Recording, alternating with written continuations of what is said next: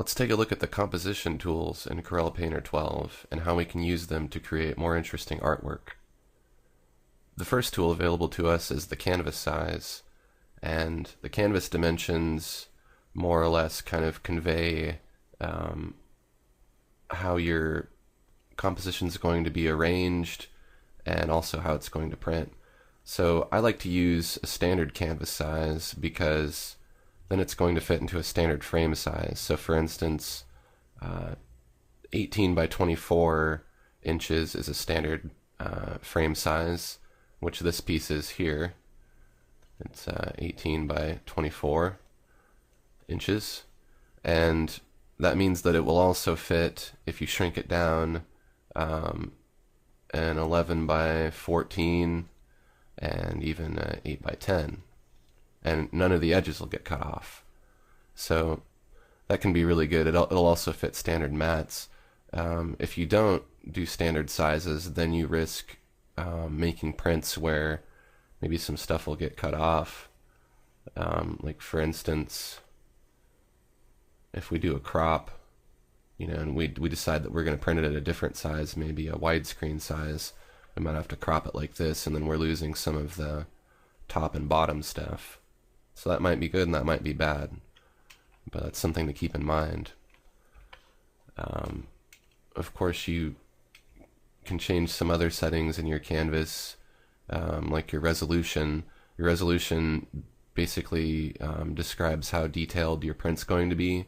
So the resolution is also known as DPI, or pixels per inch, or dots per inch, and that's how many dots of ink per inch that the printer will make when it's printing your artwork.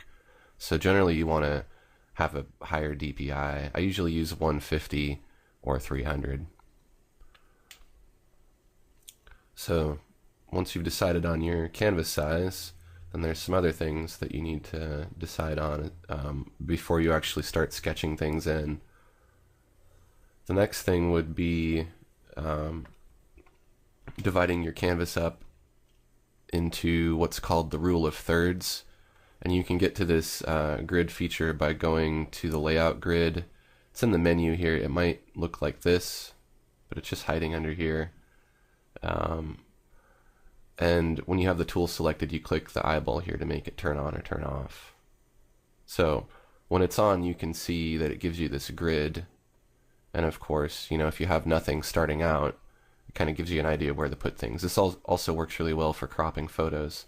But essentially what you want to do with the rule of thirds is it divides your canvas into 3 equal parts horizontally and vertically. So you get these empty areas here, but then you also have these lines, and then you have where the lines intersect. So what you want to do is you want to use those areas to place your content. So for instance, in this picture that I did in 2011, this person's face is in one of the third center squares. She also kind of aligns with this vertical line. You can see that the tree is contained in one of the thirds vertically. Same thing with this tree. It's in this whole column here. And then just other bits of interest, like there's a grouping of branches in this third, and there's one over here. And I didn't really use this grid when I did this. I just kind of did this naturally because I'm so used to just doing compositions this way. So you don't have to use this grid. Just remember that when you're placing things and you're drawing your sketch, don't put everything dead center, and don't do your face too high or too low. If you're looking for somewhere to put your eye line, fit your face in the center or in the top, or run it down this horizontal line here. So that's one example of the rule of thirds. Another example would be this one here, which is a painting I did in 2011 also. And you can see again the main focus of the giant bird. His head is right in the center. The elephant, which is the second most important piece, is down here below it. The tree is in one of the third columns, mainly in one of the little corners here. Same thing with the grass. And then our perspective point's off in its own, and the wings are kind of over here. So this is a good example. And then there's kind of just some negative space up here. And again, I didn't really plan this using the grid. I just kind of did it, naturally. And that's what you want to be able to achieve. And my final example for the rule of thirds is this painting here that I did, also in 2011. It's kind of a Salvador Dali-esque painting that I did as a tribute to him. And you can see the ears are kind of in a third over here, and the chandelier's in the center, and the eyes are kind of in one of the areas. You know, again, I just kind of did this automatically, but it works really well. So if you don't know where to put things, this gives you an idea of where you can put them. And as long as you follow these rules of either placing them along these horizontal or vertical lines, or at the intersections, or in the centers, your compositions are almost always going to look good no matter what you do. Same thing goes for cropping photos. You know, if you just take digital photos of a landscape or something, try to use this rule of thirds for photography and for pretty much everything you do. So that's the rule of thirds. Now we can look at some other ways to lay out stuff. There's also this really cool technique that the old master painters used to use called divine proportion, and it also uses a mathematical ratio that's supposed to be aesthetically pleasing. So here's a painting I did, I think it was in 2009. I painted it for one of my friends. It's a flying girl with a morning glory flower for a dress. And in Corel Painter you have this divine proportion feature here. And if you can't find it, just fix this. If you can't find it, it's also in a palette. So you have to go to your window menu and go to composition, panels, divine proportion, and you'll get this palette here, hopefully. You can turn on enable divine proportion, or you can click the eyeball when you have the tool selected for it here, and that'll turn it on. So you get this little thing here that you can move around, and basically what it does, it works kind of like the rule of thirds grid. You want to use these lines to guide you where to place things, okay? So this is just how you get into the grid, and then you can, of course, resize it in different things, and you can rotate it and get it, you know, however you want it to look, all right? So I'm going to show you an overlay of the grid that I used for this painting, and hopefully you can see enough detail here.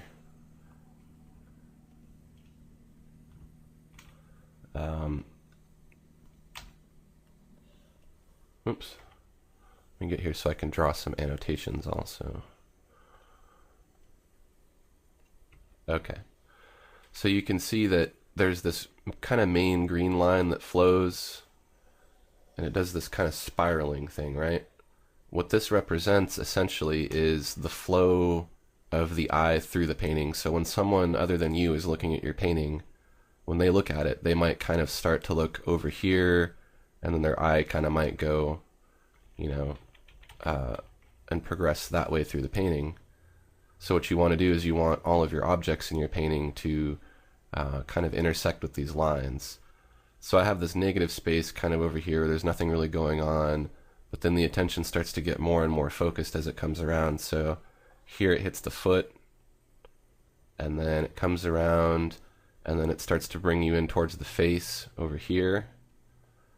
Curves around, you see, you know, some different parts of her body. It curves around, and then you see the hair, and it kind of ends over here in the center. Now I could have had it end on her face, but the face doesn't always have to be the focal point. This doesn't always have to be anything, really. What's important is that you maximize your different things hitting this line. And then also there's some other intersecting lines that you can use that kind of break it up too. So you can see in this box here, her head is framed. In this blue box here, her chest. And then there's also these diagonal red lines. There's kind of a flow that goes kind of diagonally through. So same thing with this diagonal line here.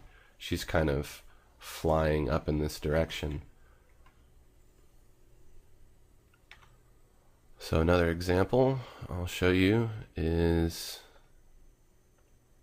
this one here. Let's see if I can get it to work. It's kind of acting up a little bit. Okay, there we go. This is what it looks like without the grid overlaid. And with the grid on, you can see that my flow kind of goes up. It intersects with the finger here, keeps going, intersects with the foot, keeps going around, comes around, intersects with the hand again. Then it starts to intersect and get into this whole area where these pieces of the fabric are getting twisted up, and it just kind of ends there. And again, there's this red line that intersects all of these points and kind of points to his finger. And then there's some flow along here where some things intersect. So, if you notice, a lot of this guy is touching a lot of these points. You know, even coincidentally, like his nipples here go across this line. A lot of this stuff I didn't even intentionally mean to do. I just kind of had this grid up, and then when I was sketching, you know, I made sure just to kind of use it to my advantage. So you might do some of this stuff naturally anyways without even having to use the grid. I'll show you a third example here. This is another painting I did. It's Dionysus or Bacchus, and he's in the forest and it's about to get accosted by a rowdy group of women here, and he's got a leopard protecting him. He seems to be more concerned with this wine that he's drinking, as Bacchus would be. And if we turn on the divine proportion grid that I used for this, you can see the line, the green line comes down. Just make another layer here so I can draw.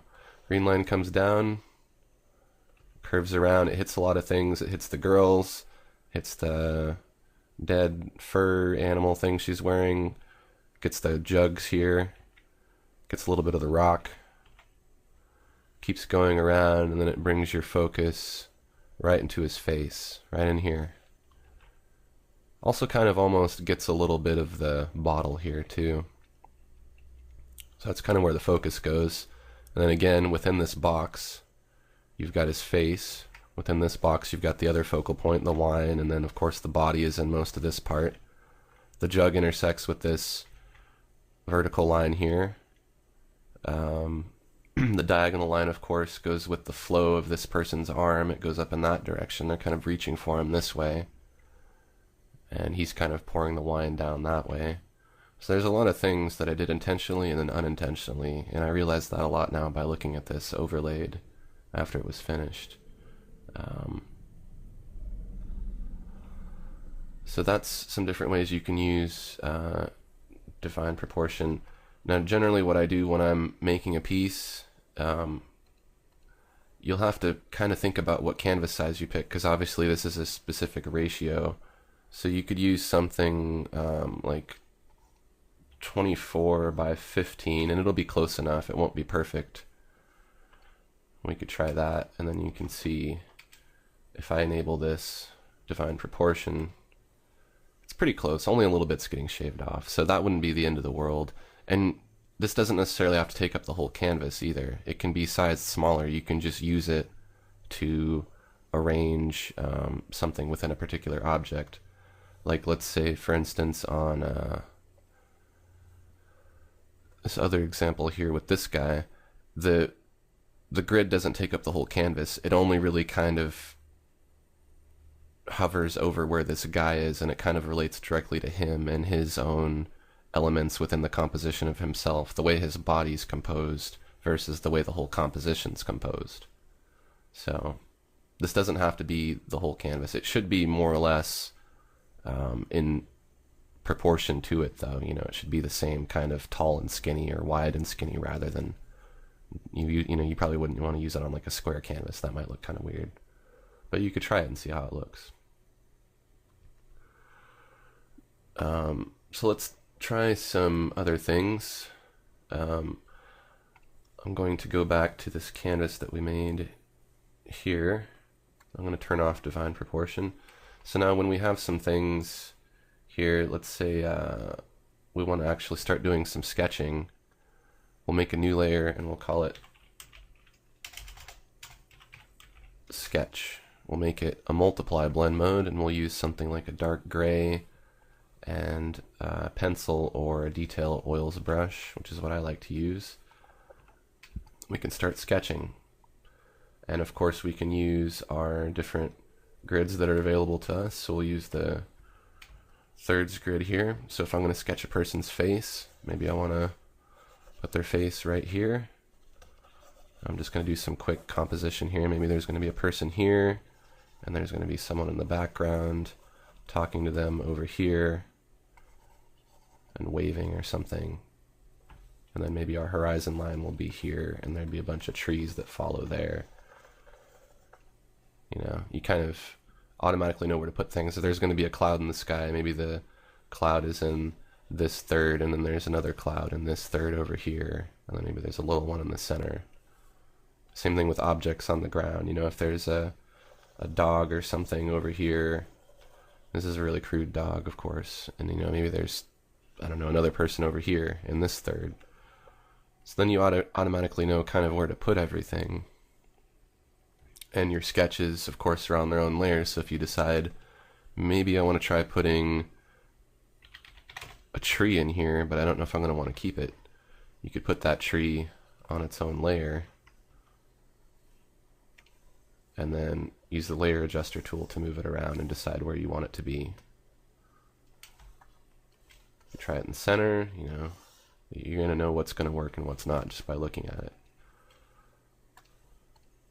So there's your grid, and it's the same thing with the divine proportion tool. You know, you could place your sketch elements that way too. You can try that a little bit real quick. The divine proportion tool selected, and then turn on the grid. We'll size it a little bigger there. Let's go 100%. And same thing. And we should dim it a little bit too so we can see through it. There we go. So on our sketch layer, again, we can, you know, if we're going to do like some kind of Art Deco design or something, and we want to know where to put stuff, you know, we can go in and fill it in, and we have a good idea of where everything should go. So I don't know. I don't even know what I'm trying to make here, but I'm just showing you, you know, you can use this as a guide for where to put things. Again, if it's going to be like a person's body, or, you know, maybe it could be something like you could have like a dragon or something, and then he could be kind of curled up, and this could be, you know, one of his legs or something, and he could have a tail that kind of goes with the flow or something. I don't know. There's lots of ways you can use it, so you just gotta experiment with it and try. You don't have to use this for everything. I don't always use this. I just use it for a select few paintings, stuff that I want, you know, to just really have that extra character to it. So finally, the last thing we can do is use some perspective, and I always use perspective in my paintings. Of course, the ones that are realistic I do. And perspective is essentially a way to make things look like they're more real, like they go off into the distance. And I'm sure you've probably done this in grade school at some point, where the teacher had you draw the line, and then you make a point, and then you have like something like railroad tracks that go off in the distance, and as they get closer to you, the tracks get wider, and then you might have a tree in the distance, and then that gets bigger and bigger and bigger and so on. That's perspective, basically. So all of these things emanate from a certain point, and that's your perspective point. Your perspective point is essentially where you're looking if you're the viewer of the painting. So if you're actually in the painting, if you're this person here standing and looking forward, you're seeing this perspective point coming at you, and everything's going to get smaller towards that point. You can have multiple perspective points. You could have another one over here. You know, this could be a trail or something coming towards you. So this is a really technical thing you might want to do a little research on. There's probably a lot more better guides for perspective than I can provide in this tutorial. I might go into it in more detail in another one. But for now, I'm just going to show you how you can make some perspective guides. So here's some pre-made guides.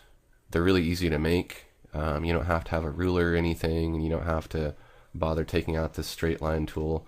I know that Painter does have a perspective grid function, but I can't for the life of me figure out how to use it, and it looks too convoluted and complex. I'd rather just draw the guides that I need rather than have the whole thing be a giant mess of guides. So the way that I make these guides is I make a new layer and I call it perspective, whichever one you want it to be. We can pick a bright color here. Now the first thing that we want to do is we want to establish where our horizon line is. So that's where your eye line is. If you're standing in this painting now, or sitting, or whatever position you're in, this is going to be where your eye line is here. Okay? Now you want to put your perspective on that horizon line. So rather than go through and try to draw all these lines, you could try to freehand them if you want, if you're a really good illustrator. I like to just freehand them sometimes, it's usually good enough.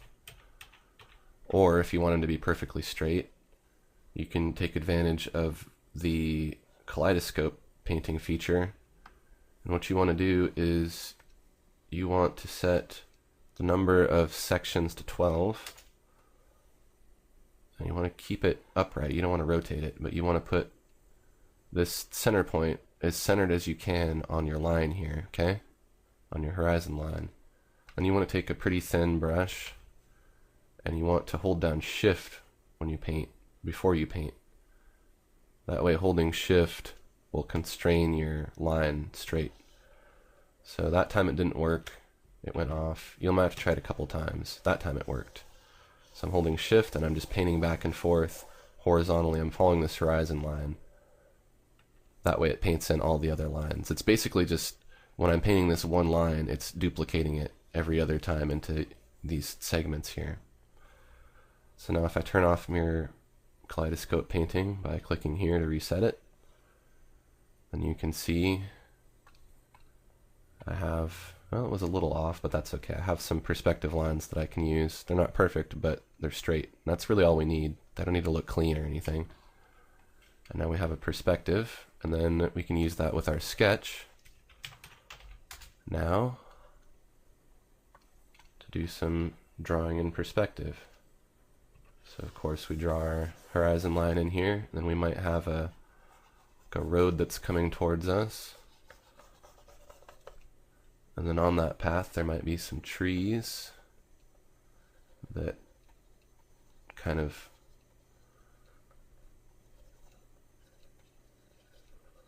grow from a certain point here, and they're all lined up. I mean, this is just a really sloppy drawing. I know, I'm just kind of drawing in some little sketches. I'm not going to spend a lot of time doing this because you get the idea of what's going on here, but just gives you an idea of what you can do to make things look more realistic.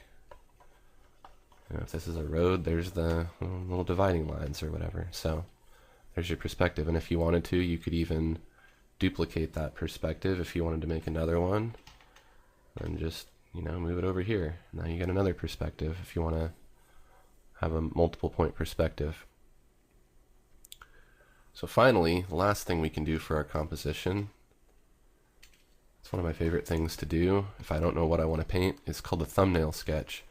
So maybe you know what you want to paint, but you don't know what colors you want it to be, or maybe you don't have any idea. Like, let's say I'm going to make a nighttime sky or something with a moon. Just pick a color at random, let's say one of these purples, and I'm zooming out really far to where I can only see a tiny image. This is called thumbnail sketching. So the further you're zoomed out, the less you can see, so you're focusing more on the more fundamental aspects of what you're composing. You could use a lot of different brushes. I like to use the square chalk brush. It works pretty well for this. Make sure you don't have any color variability set. And just on one single layer, you're just going to go and sketch in what you want. So first I'm going to fill it in with this. Decide, am I filling that tone? Sure, I think I like it. So I'm going to darken it a little bit. And I don't have any idea what I'm painting here. I'm just kind of throwing in some stuff at random. I mean, I know I'm going to want to paint a sky of some sort. I'm going to blend it a little bit. And we'll use the coarse oily blender for that. Okay, so we've got something like that. Now obviously we're going to have to zoom in a little bit to establish any more detail, but this kind of gives us an idea of, you know, what the sky might look like. And we zoom in a little bit. We can see some detail here. So now I see I accidentally made these kind of rolling cloud shapes. I think I like that, so I'm going to keep those. And I'm just going to blend this a little bit. And there we go. So now I'm kind of just starting to use my imagination here. Add some more stuff. Maybe there's going to be some kind of castle thing that goes in front of it.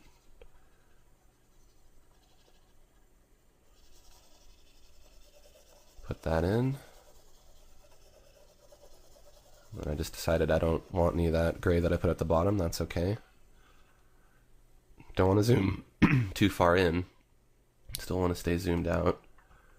And then we'll use the coarse oily blender to kind of smudge some of these shapes around. Sharpen the edges a little bit.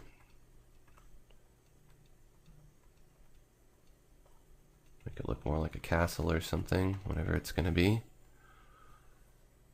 And then we could use like the loaded palette knife.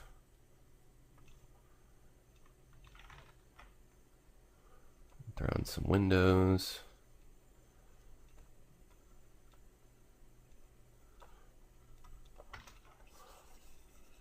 And I don't know what all this foreground stuff is going to be. Maybe there's some different trails and there's a garden or something out front. Could indicate that.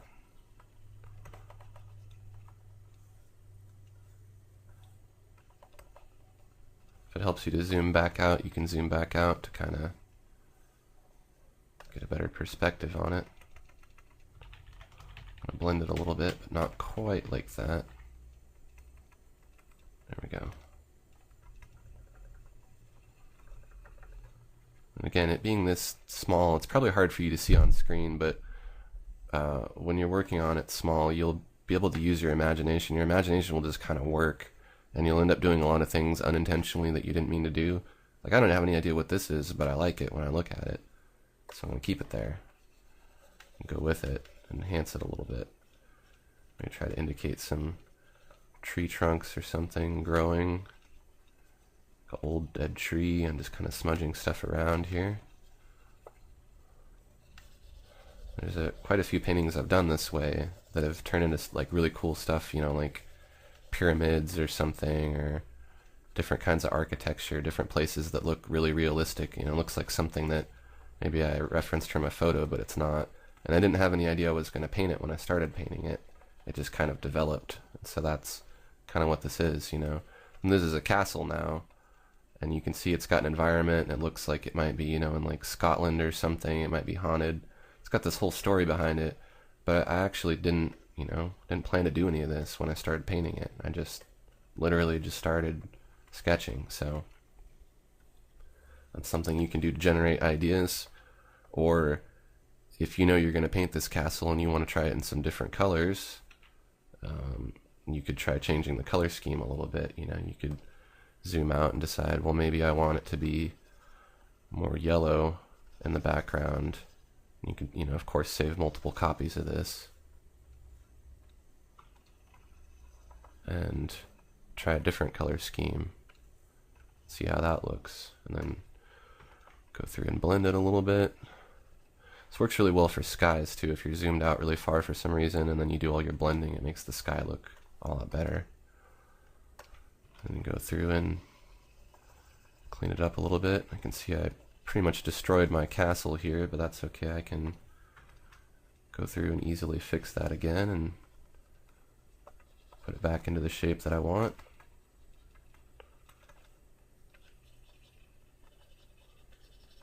So again, this isn't a good way to make a finished piece necessarily. It might be a good way to start, and then of course you'll have to eventually go in and detail it as much as you want, zoomed in full size. You know, of course you can do that however you want. So the thumbnail sketching is just kind of a way to get started. It's not really a way to finish. But gives you an idea of some different things you can do. So that's about all I know that you can use for composition in Painter. If I think of anything else, I'll make some new videos. But until then, apply some of this to your work and have fun. Thanks for watching.